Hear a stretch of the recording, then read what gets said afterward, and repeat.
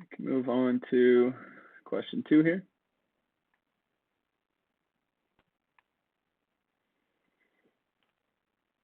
Question 2 reads, Sweden, the United Kingdom, and Canada do not have a national debt ceiling. Give 3 examples of how this has affected these countries positively and negatively. So first off, a national debt ceiling.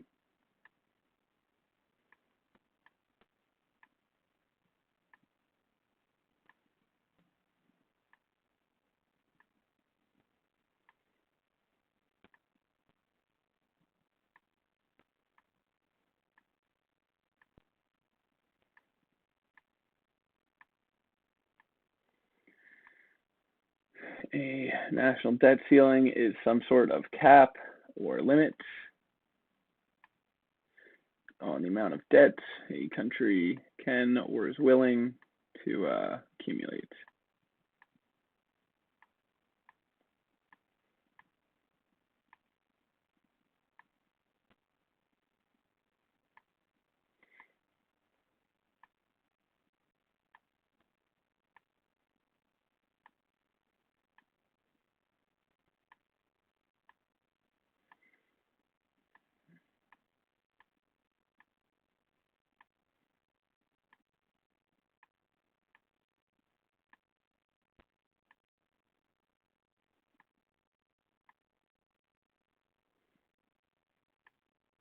So it is a cap or limit to debt accumulation for a given country. Our junior tutor has said, give 3 examples of how this has affected these 3 countries positively and negatively.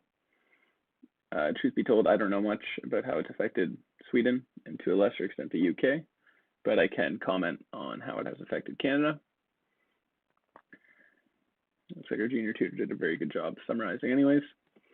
Junior tutor has said that the national debt is the public and intragovernmental debt owed by the federal government. So intragovernmental means between provinces. The national debt is the public and intragovernmental debt owed by the federal government. The national debt is rising when federal government is spending more than receipt in the form of revenue, basically when they're spending more than they're earning. The national debt ceiling limits the extent to which the country can issue bonds, treasury bills, and raise the debt. Sweden, the United Kingdom, and Canada do not have national debt ceilings. This indicates that the federal government can spend as much as possible without any limitation. The examples can be coded as extensive relief measures by the government during natural calamities, so I will call that disaster relief.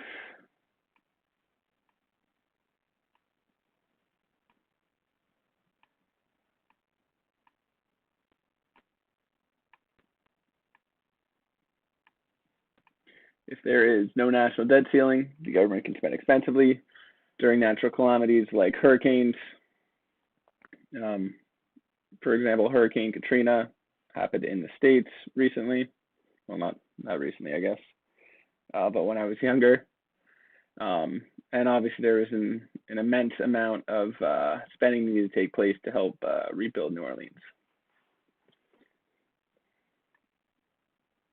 2, our junior tutor has listed high spending on Social Security, so that the government offers extensive aid to senior citizens in the form of Social Security.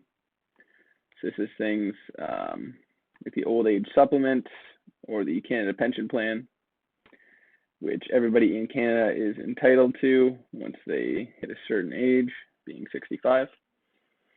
And these Social Securities help prevent seniors from living out their years poor or unable to care for themselves.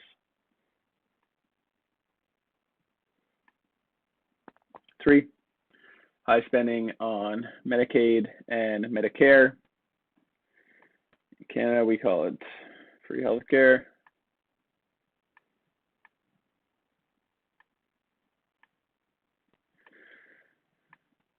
Government can spend liberally on mandatory programs like Medicaid and Medicare. So in Canada, if you hurt yourself, you're in some kind of accident, you need to take an ambulance. That is covered by your taxes. Whereas in the United States and in some other countries, you would need to pay for that yourself. So as a result, those that are wealthy in the United States have more and better access to healthcare. And there may be an example in which you need an ambulance in the States, but you opt not to get one because you cannot afford it.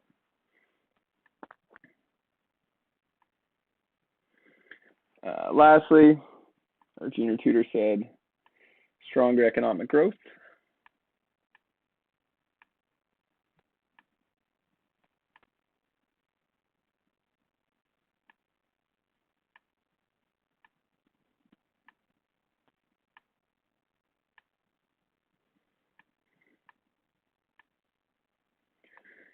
And they said high expenditure by the federal government boosts the economic growth in the form of high production and GDP growth rate, will also improve the level of employment in the economy. So maybe an example of there's some sort of natural disaster, the government will be spending.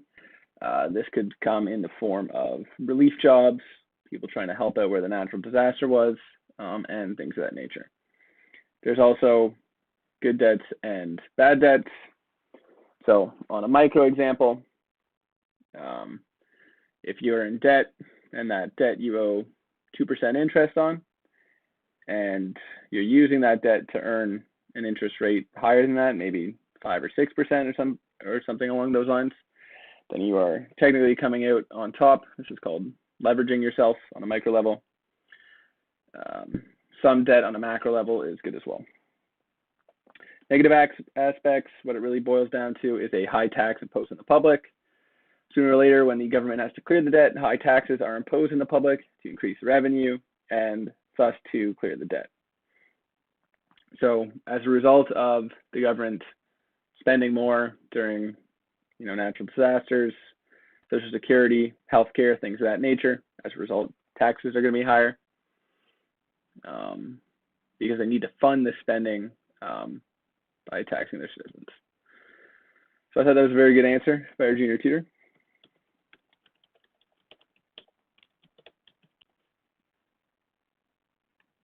We can move on to question 3.